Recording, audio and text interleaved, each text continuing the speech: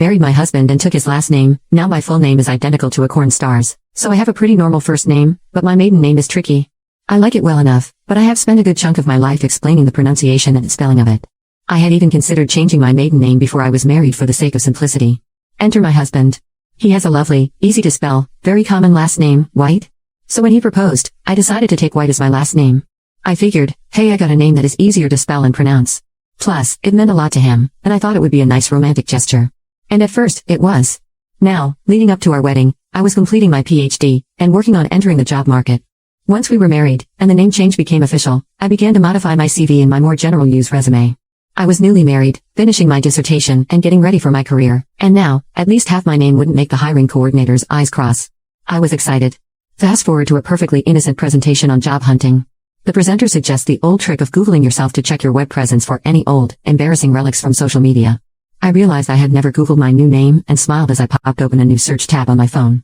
Imagine my horror as I sat in a crowd of my peers, and the first thing to pop up was a thumbnail of a woman with 2 dicks in her mouth. I figured it was a fluke, or an advertisement, and scrolled hurriedly. But to my growing dismay, I found page after page of corn websites, cam sites, and OF, and forums, all tied back to my brilliant new name. Now, this presents a long-term problem. Resumes don't generally include a photo. I had to find a way to convey to potential employers that I was an entirely separate person from this taller, admittedly far more attractive woman. I definitely did not intend to insist on constantly being called doctor or including my credentials wherever I put my name. Changing my name again would require a whole court proceeding, goodness knows how much money, and another visit to the dreaded Social Security office. In addition to employment, though, I had a more immediate familial issue. My husband is Catholic, but he has an earthy sense of humor and would laugh this off. His family, though? They are kind, pious, and a little sheltered. They are also very proud in-laws who have Googled me every time I appeared in the completely boring campus newspaper.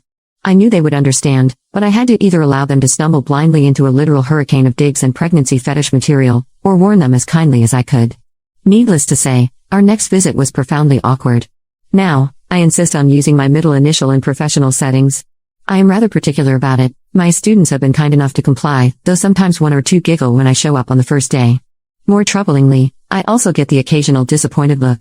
I bet you're all wondering what I changed my name to. It's Angela White.